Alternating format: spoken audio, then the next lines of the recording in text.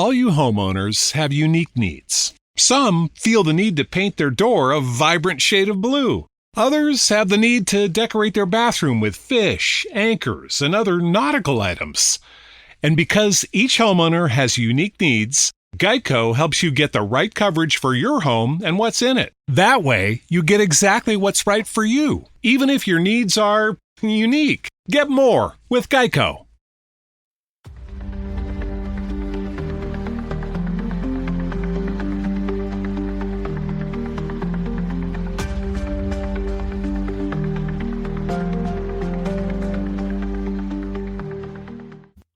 Hello, everybody, and welcome to this episode of True Crime Time for Monday, March the 17th, otherwise known as St. Patty's Day, right? Yes. And I'm Woody Overton. I'm Cyndi Overton. And we got a lot of stuff to talk about today. Yes. And, it's crazy, crazy stuff. I'm going to start out with the storm system that finished Sunday morning or early. Mm-hmm. It was pretty bad here. Yeah. And but it was a whole lot worse for a lot of other people. And I'm going to go to Fox News, and they said 35 are dead from a monster storm system charging across the U.S., which spawned violent tornadoes, a dust storm, and a blizzard. Horrible. All at one time. Fast facts: in Missouri and Mississippi and Arkansas all had deaths from powerful tornadoes, which is crazy. There was a dust storm that left several dead in Texas and Kansas. Goodness. Right?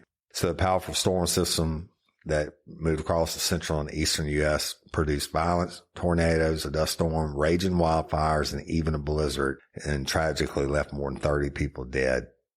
Sunday marked the final day of the severe weather outbreak portion of the system, and it was just bad, y'all. Just on the tornadoes, at least 21 people confirmed dead in 3 states due to the tornado outbreak that was sweeping across the Midwest and into the Southeast on Friday and Saturday. And most of the destruction was in Missouri. But they confirmed at least a dozen deaths from severe weather and tornadoes, and 6 deaths were confirmed in Wayne County, 3 in Ozark County, 2 in Butler and Jefferson counties. I know we've driven through a lot of those.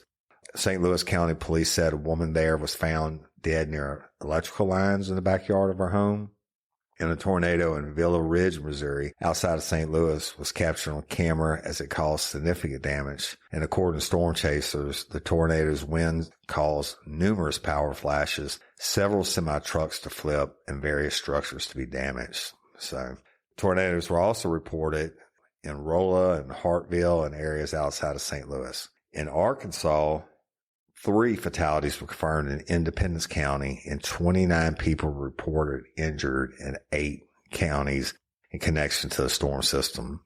So that's crazy. They said as you drive through this community, you see so many neighbors coming out, taking care of each other. That's what Governor Sarah Huckabee said.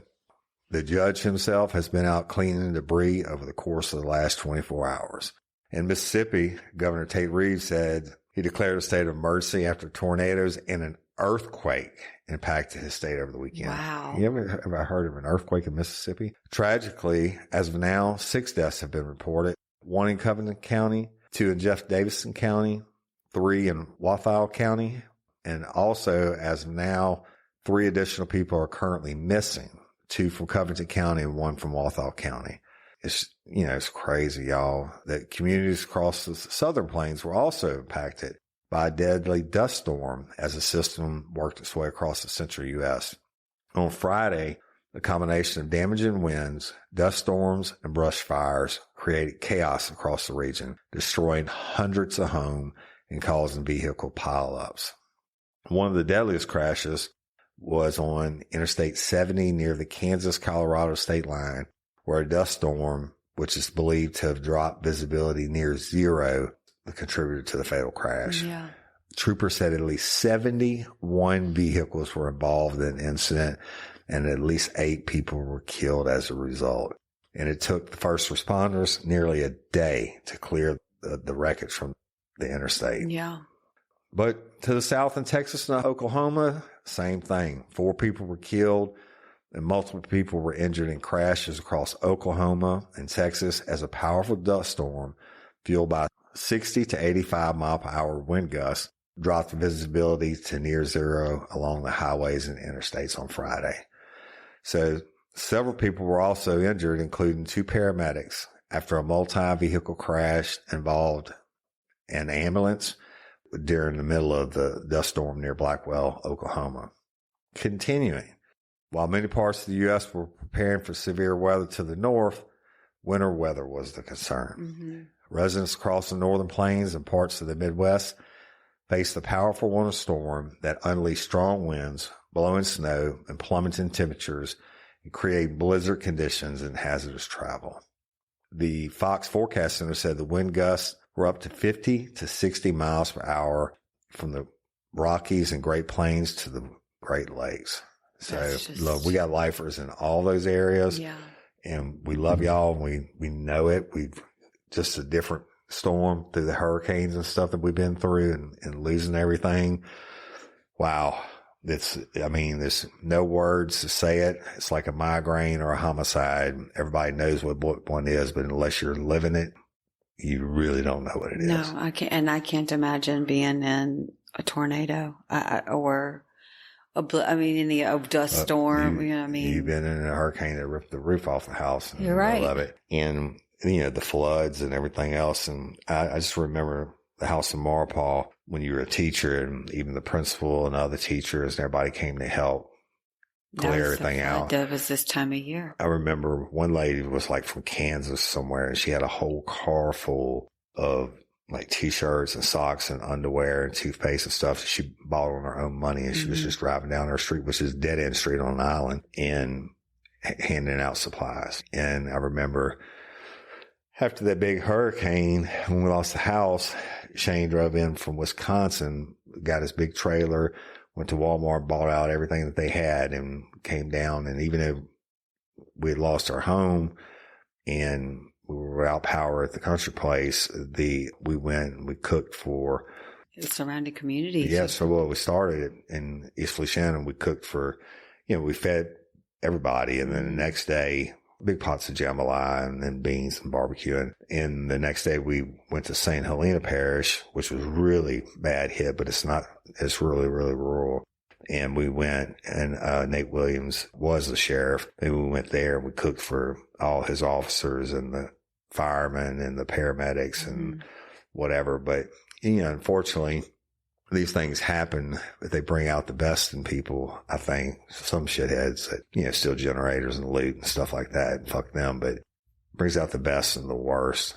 And you never know what's going to happen, but all these people lost their lives. And that's the ones that they know about. Right. Think about the homes that are leveled that have people buried underneath them. Yeah. And so I'm sure that death toll is probably already risen by now. The injured that that are injured forever. Yeah. And I'm sure some people lost kids, and I'm sure some people lost their moms and dads and everything else. And I don't know. It's horrible. It's tragic, but we pray for y'all, and, we're thinking about you. For sure. So it's very sad. With that said, let's get on to some true crime time for St. Patty's Day.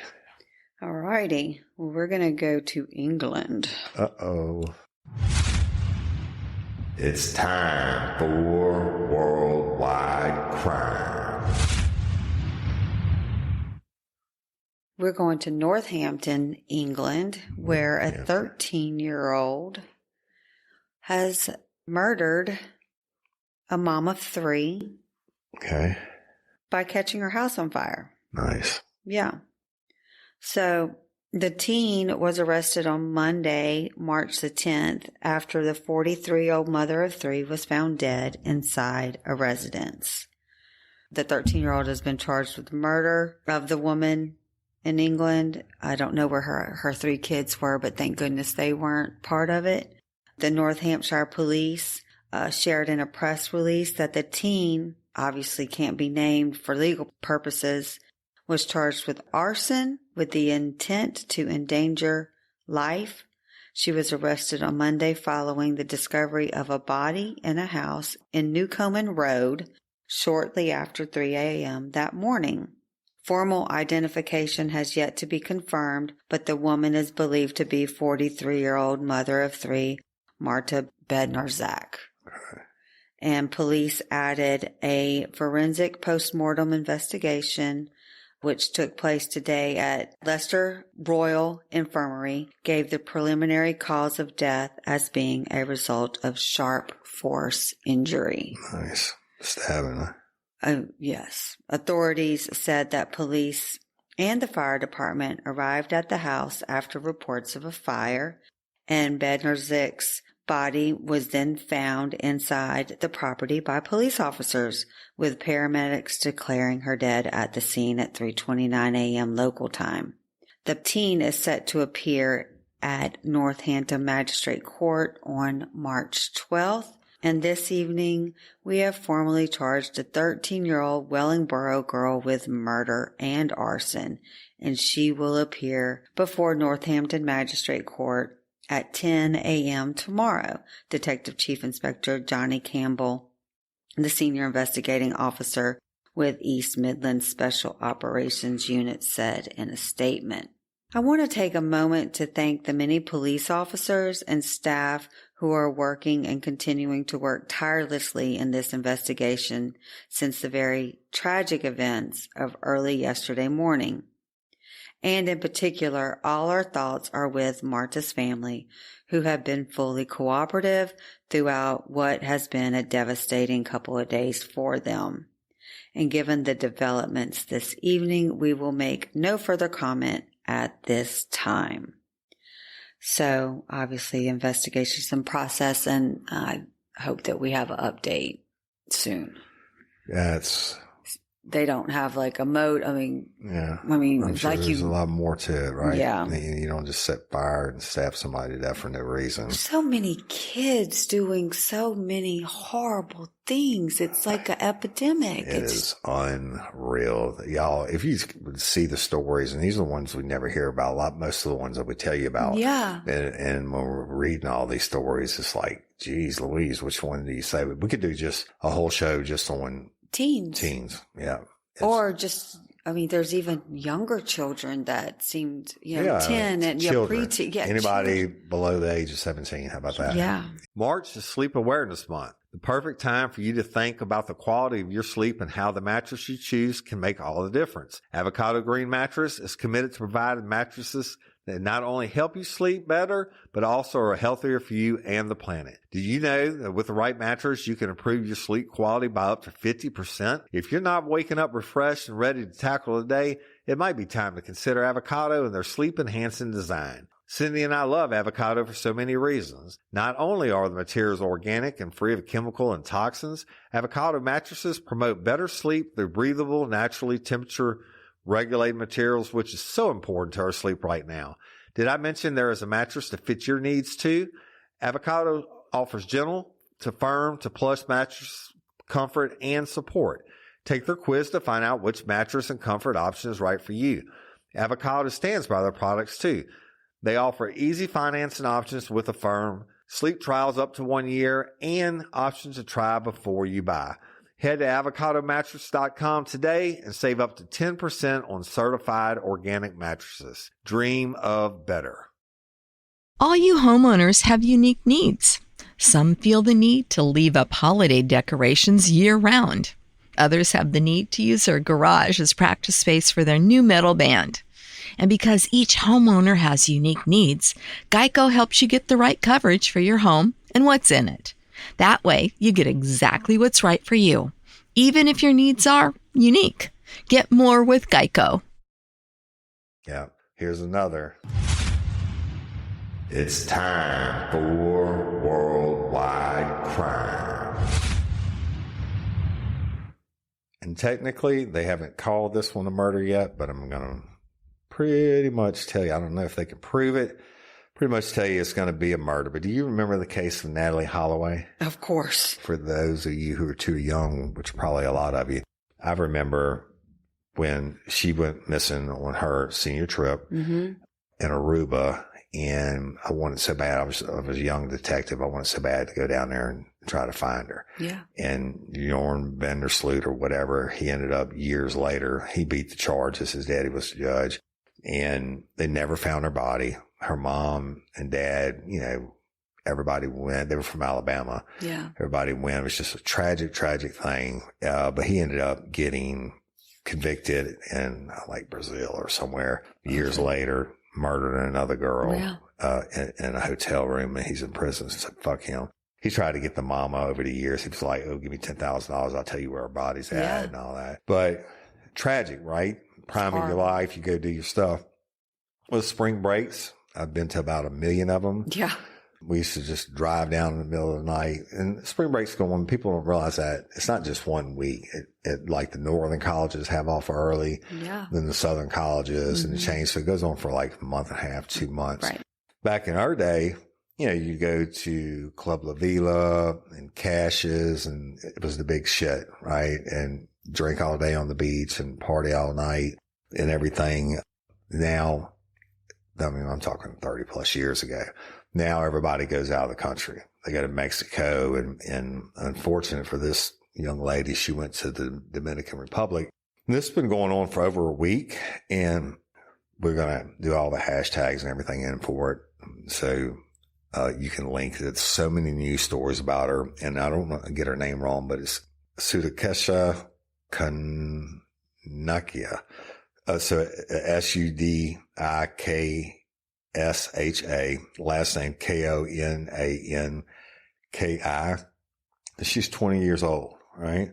And she went down to the Dominican Republic with her people to party for spring break. Mm-hmm. Totally a rite of passage for college students. They get it. They've done it. And it's just, you work out all year long so you can go from spring break, be swole and stuff like that. And you go down there to have a good time. And now one of the biggest clubs down there, it's like $90 is the cheapest ticket, but you get in and they have like 3 different theme areas, and it's all you can drink. That's the cheapest. Mm-hmm. Like they have Mad Max, and then they have just different things. It's like a big ordeal. Mm-hmm. In world famous clubs, people say, if you go to Dominican Republic, you got to go to this place. Okay. And so she went down there and she went to that club, and then late about 4:00 in the morning ish, her and some friends, or her and a group of people, went to the beach. Oh gosh. And they have it on camera, and everybody else left the beach except for her and a guy who was on spring break from the University of Pittsburgh. And naturally she comes up missing. Yeah. And they find the footage, and they find the guy, and they pull his passport. Now I'm paraphrasing from all the different stories I read. Okay. They pull his passport and they go aboard his ass, sweating pretty hard. Mm-hmm.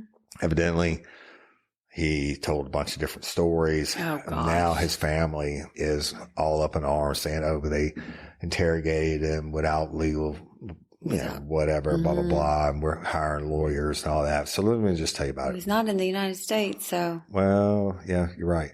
The man last known to be seen with a University of Pittsburgh student before she vanished from a beach in the DR gave more details to local prosecutors about the last time he saw her. And this is according to the Dominican news station Noticias SIM.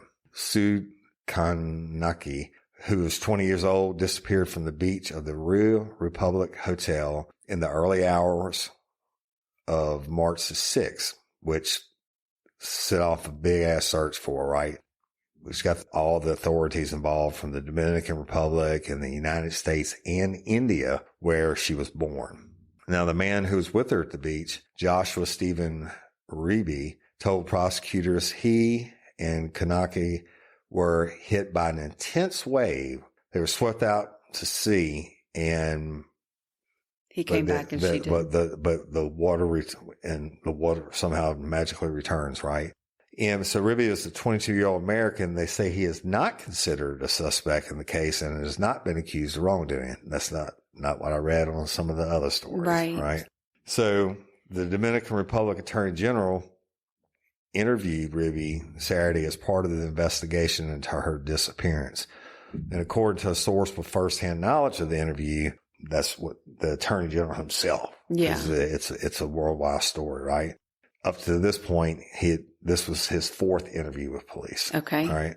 And during his fourth interviews with the prosecutors on Wednesday, Ruby described a harrowing attempt to save Kanakya after they were jostled by the wave and she got tired of swimming.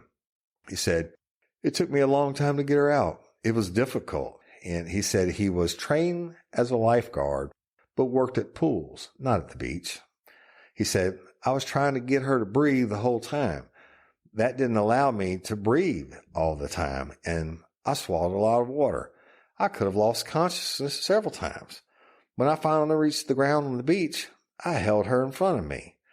He said he last saw Kanakya when she was walking in knee-deep water. He said, "The last time I saw her, I asked if she was okay.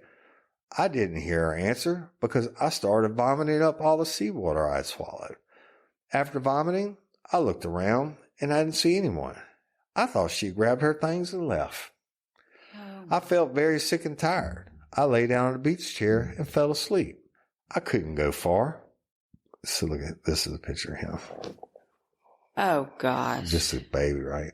He said, then they said the sun and biting mosquitoes woke Ruby up. And he said he went to his friend's room to get his phone and then went to his room to go to sleep.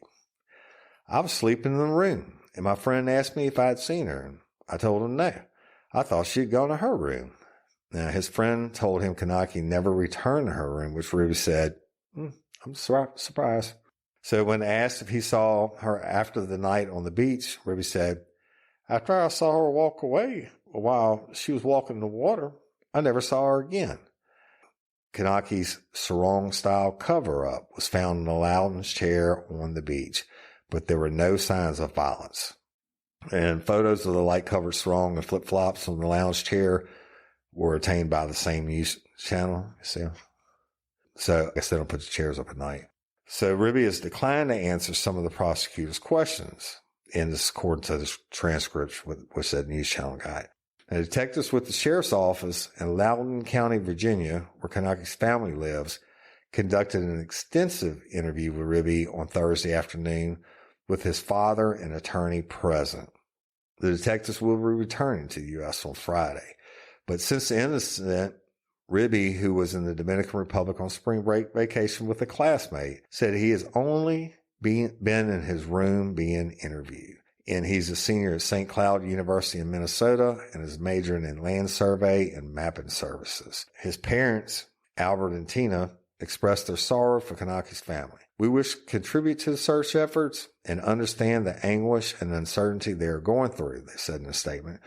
Ruby has been cooperating with law enforcement, but was detained under irregular conditions and questions without official translators or legal counsel until March 12th, his parents said. Now, CNN has reached out to prosecutors about the allegations of Ruby being interrogated and all that, without a translator or lawyer, and prosecutors said, "We ain't saying shit at this time." So, but Ruby has remained under police surveillance in his hotel room and taken to the police station for interrogation multiple times, which compelled the family to retain a lawyer to initiate legal actions, ensuring his safety and protection of his rights.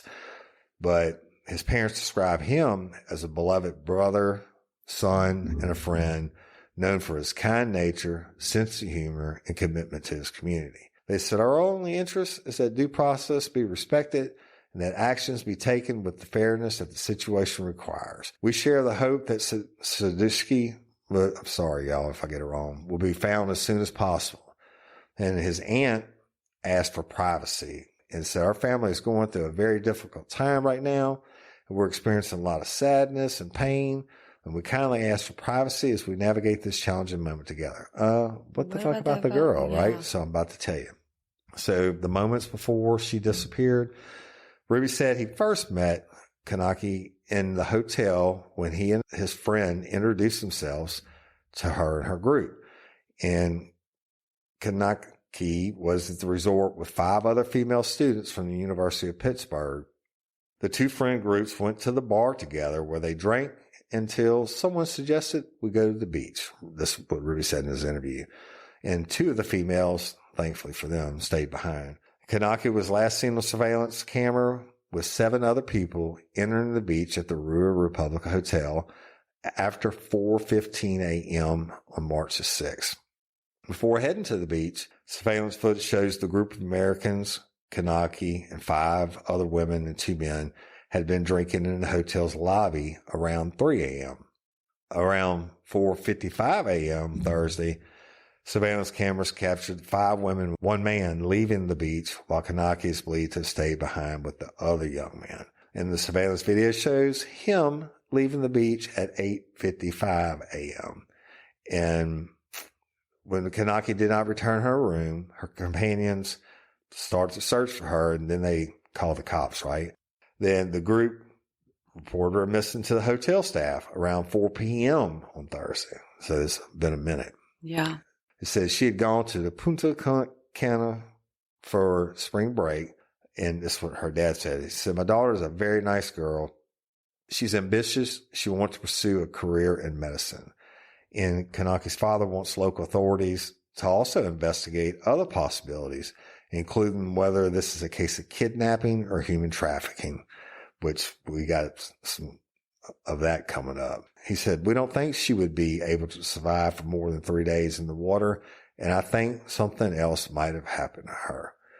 So the sheriff's office in Loudoun County, Virginia, urged caution around the public speculation, which I guess is what I'm doing, about her disappearance. And they said there has been a considerable public speculation about what may have happened to Kanakya and who may be involved. We caution anyone from drawing any unsubstantiated conclusions and are committed to ensuring that a thorough investigation is conducted before any conclusions are reached. Now, yes, it's a U.S. Sheriff's Office. Mm-hmm. You got no fucking authority down there. No. You don't know what's going on. Now, do I think this dude is Jorn Vandersloot? That's her. Is Jorn Vandersloot or whatever and you know, murdered and hit her body? I don't know. But he gave like the other 3 stories I read first. He said they were swimming, and then he said he fell asleep and she had left, and he changed the story like 3 or 4 times. I don't know. How do you not get, I don't know what the word is. It's a very specific word. How do you not just hone in on him and not look at other angles when he's the obvious one? Well, you got to hone in on him until you can prove it otherwise. And right now they're not. You can't prove it otherwise. And so what the deal is, whether he was fucked up, which I'm sure they were. They were even drinking after all you could drink at that bar, that famous place. And then they come to the hotel lobby to drink at 3 o'clock, and at 4 o'clock, they've been drinking for another hour. They go to the beach, but a group of them. Yeah. I'm not throwing shade on anybody. Yeah. But, you know, cause people go to spring break to screw, right? Drink and screw. And so that maybe they stayed on the beach for whatever reason. But come on, man. You know, if you almost drown to the point where you were throwing up and you fell asleep and you wake up, I don't know, maybe it was so fucked up he doesn't know. I don't know. But well, it seems like there's enough cameras around there to where they would see her show up somewhere else. No, she definitely did not leave the beach. Right. That's what I'm saying. Your flip flops and your wrap and all that. Yeah. You went to the beach for the last time. Yeah. And I hate it. I hate it for all of them. I hate it for the families. I hate it for her friends that left her behind. I don't know what's going to happen. I mean, I don't know how you prove one way or the other. Yeah. Other than he lied like 4 different times. Or he changed the story. Well, that's lying. One of them has got to be a lie. One of them might be the truth. You don't know. No, and that's just really sad. Yeah, I hate it. I hate it for all of them. You know, and Cancun become the real hot spot. Mm-hmm. And the cartels made an agreement to stay out of Cancun during spring break, except to go in and sell drugs. Yeah. But not to fight each other. And then they fucked that all up. Yeah. They started shooting inside the tourist zone and all that. So people are searching different places where they can go drink, these young kids. I say kid being 20 years old. Although my firm belief always has been, and the drinking age was 18 when we came up. That's right. But if you're old enough to serve in the military and die for your country, you're old enough to drink. And if you act an ass, then, get dealt with accordingly. What the 2 years or 3 years difference makes, I don't know. I don't know either. But I don't know. Prayers for them. Hopefully. Yeah. I mean, it's a big story that, and there's like 10 stories a day about her, and naturally as it should be, but obviously she's going to be dead regardless of whether it's murder or not. She's gone. Yeah. Just if the family's not going to get a body. I think on like Natalie Holloway's case, I think way back in the day, I'm sure that dude was from the island and he knew where to throw her by the rocks and the sharks were or whatever. Mm-hmm. You're not going to find. You might get lucky, find a hand or something. Yeah. Goodness. Prayers for them. Big prayers. And for all of the people that, there are millions of people going to millions. And, those communities depend on that revenue. Now, a lot of them have shut it down. Yeah. Like Miami shut it down, Panama City and all of them down. The places they used to depend on when we went in the main drag. It'd take you an hour to go a mile. Yeah. Like everybody would hang out in the main drag and stuff, and literally 1 million people in there. Yeah, they're drinking, they're spending money and everything else, but it got to the point where the shootings and all that shit started happening. They're like, fuck it. We don't want this anymore. No, but they do depend on tourism. So Panama City cleaning up its act and cutting that down helps families go. It used to be, I remember when MTV was MTV. Yeah. And they would do live from spring break from Daytona Beach. Right. And then they moved it to Club La Vila and Fort Walton and all that. And we were there. It's different now. Yeah. And it's like going to, Mardi Gras or New Year's Eve in New Orleans and getting 20-something people getting killed. Yeah. That's one thing I never was able to do is go to spring break. Sorry for you. Me and your son made up for it. Yes, you did. Yeah. Yes, you did. We're going to go to Arizona. All well, right. First of all, prayers for those families and everyone, everyone involved. And I hope that they get answers and not live in questioning like Natalie's family did. Right? The not knowing has got to be I don't want to ever be in those shoes, but the not knowing would kill me. Yeah. Just anyway. Now we're going to go to Arizona where a toddler found his stepbrother's gun. Oh, Lord. Yeah.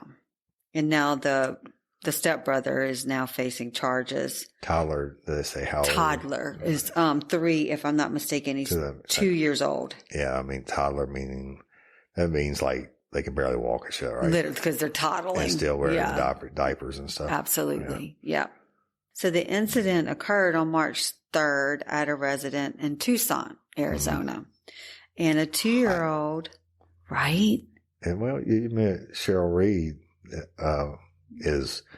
who has the Oak Knoll bed and breakfast shop. If you ever over the Arizona way, I think she's in Prescott now. Yeah. Or Scottsdale.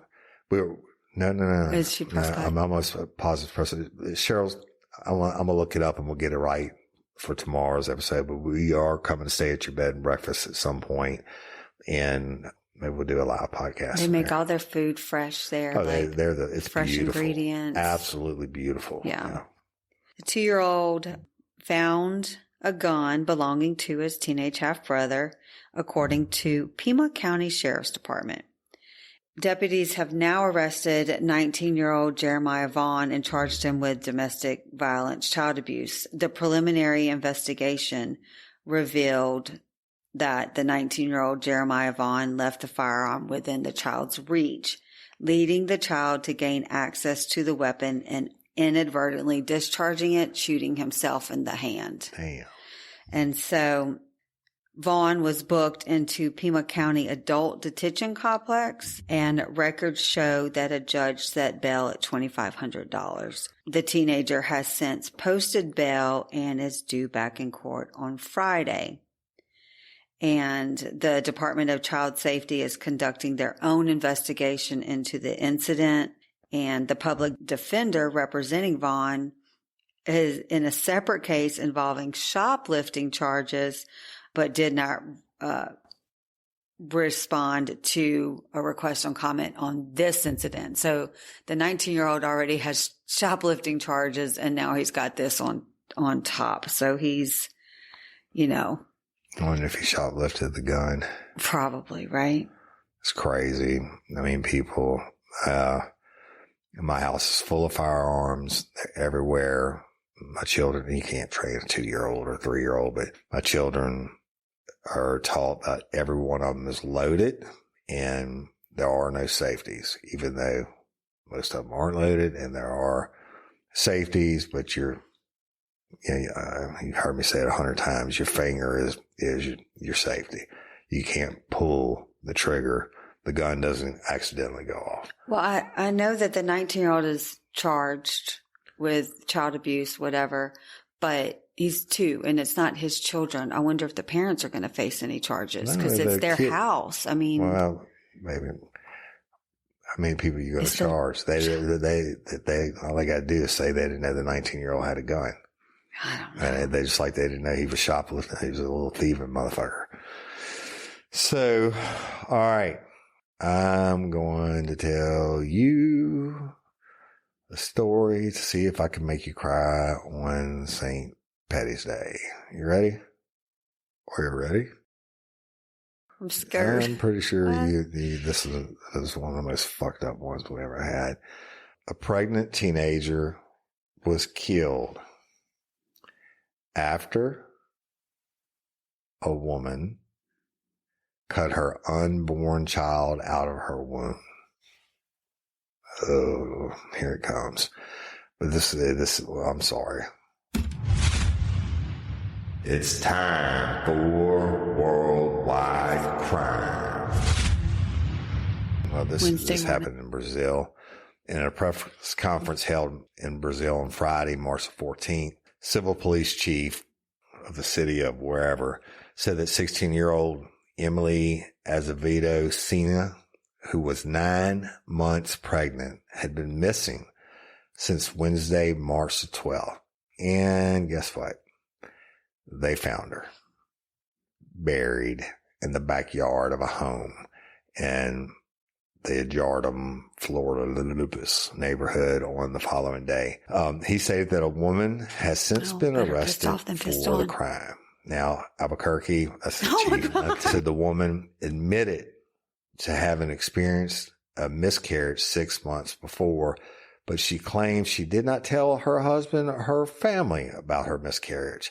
And she continued to act as if she was pregnant.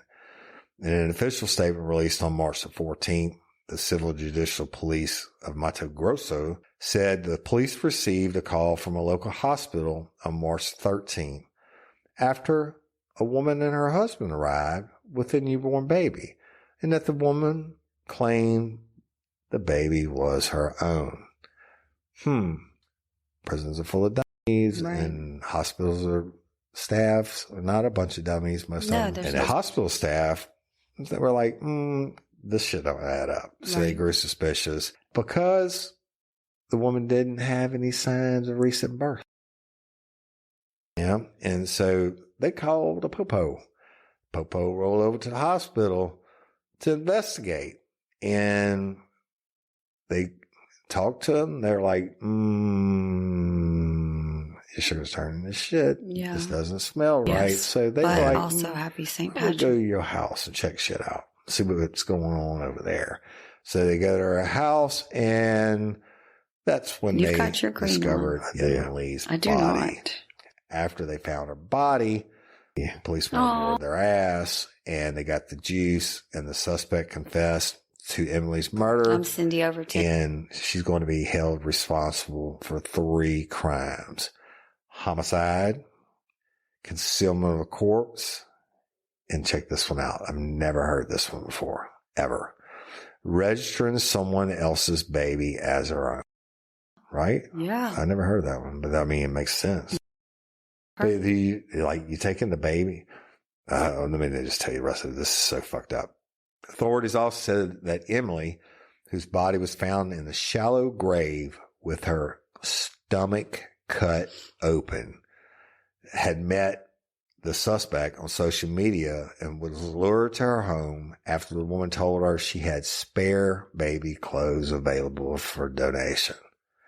Fucked up. Talk about premeditation, right? So the civil judicial police of Mato Grosso confirmed on Saturday, March 15th, that the investigation is ongoing and that they are currently attempting to determine whether other suspects were involved in the crime.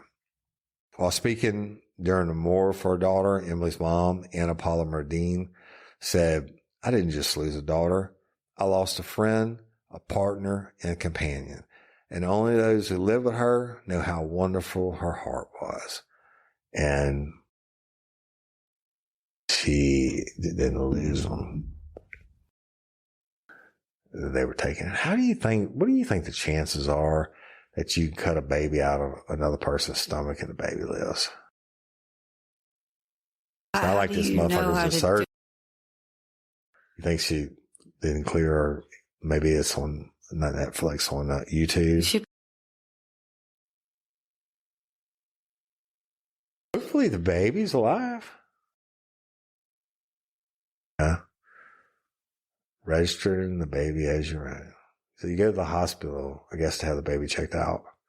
And probably go in and be like, "Oh, I had a baby and I want all my free medical care." I don't know how it works in Brazil. The lifers from Brazil, y'all tell us. But she goes to the hospital, maybe to get some free titty milk. Yeah, diapers or something. And maybe they have the baby checked out to make sure it's all good and healthy. I don't know. They're like, "You just had this baby? You're looking pretty healthy there." Absolutely. Absolutely. I mean, she's probably covering for him, right? She told him, "Oh, I didn't tell my family that I had a miscarriage 6 months ago." Yeah. Motherfucker, you been walking around with a pillow underneath you? What you been doing? Bruh, hold on. I gotta ask on them. Does Brazil have the death penalty?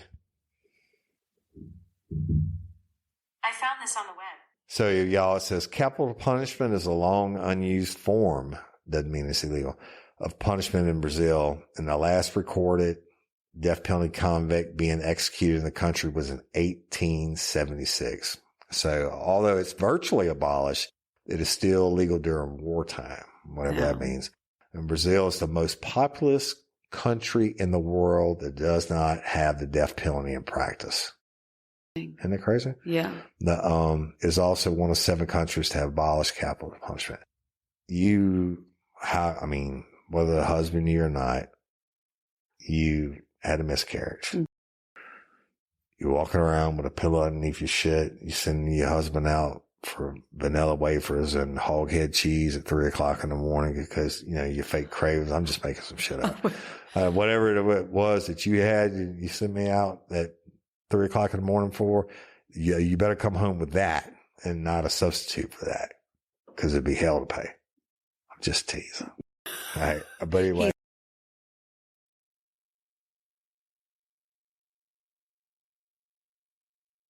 Back to this. I was having sympathy cravings, but no, back to seriously. Think about it. So, the gig is going to be up around the 9-month mark, right? So, you're going to continue the charade. Mm-hmm. I mean, why the fuck wouldn't you just say I had a miscarriage? But you're going to continue the charade for 6 more months. You're actively searching social media. You find a girl who's bragging about her pregnancy and she's about to have a baby. And you're like, "Oh, I'm going to get that baby from her. Hey, look, I got all these baby clothes," which I bet she did. Yeah. And she probably had reveal parties, baby reveal parties. Yeah. She had, I don't know if they do that in Brazil, but she had, baby showers, gets all the presents and shit. She can take pictures of them. Look, I got all these unused clothes. Why don't you come over and get them? And we're going to cut that baby out your stomach. Fucking horrible way to die. And it's one thing that you get murdered by yourself, but when you would assume she was alive when they cut the baby out and you realize they're taking, not only you dying, they're taking your baby.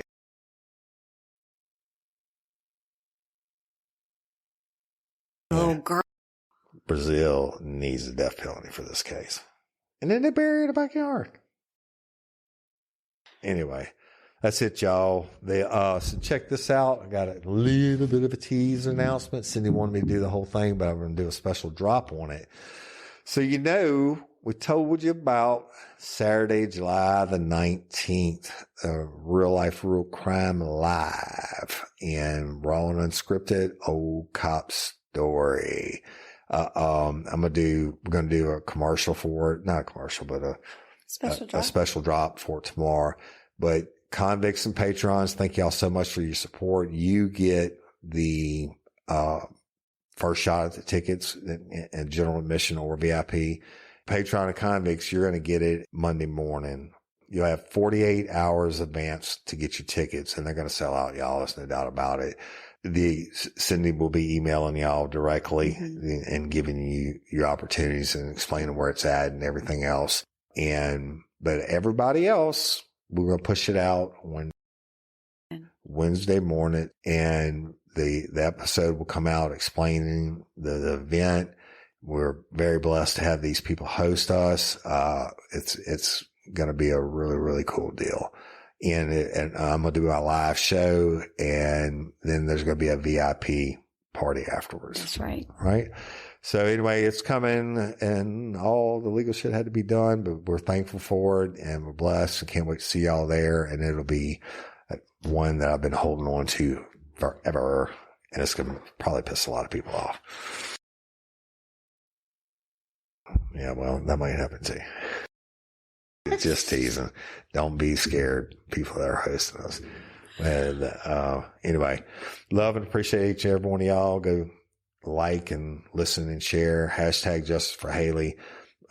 We dropped Sunday the first episode again, just because so many more people are coming in, and we want them to be fresh on their feed, and because we're about to wrap it up and try to do our damnedest to get justice for Haley. And justice in this case would mean the district attorney actually taken and presented to a grand jury. And there's no way that a grand jury doesn't return a murder indictment. That's all Miss Barbara wants. And if they take it and the grand jury doesn't give it, she wouldn't like it, but she'd be okay with it. Yeah. I mean, Haley does not have justice. So, but anyway, thank y'all. Go download the Real Life, Real Crime Community app. Still growing every day. I go there first every day. And thoughts and prayers for everyone that are infected by all those storms and everything else. And I was about to say, and happy St. Patty's Day. And I hope you got your green on and all that good shit. So, well, I'll share mine with you. And that's it. Till next time, I'm Woody Overton. And you host a True Crime Time for Monday, St. Patty's Day. We'll holler at y'all later. Peace.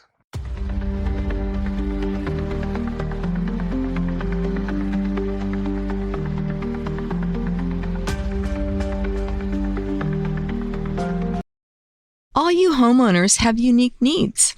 Some feel the need to leave up holiday decorations year-round. Others have the need to use their garage as practice space for their new metal band.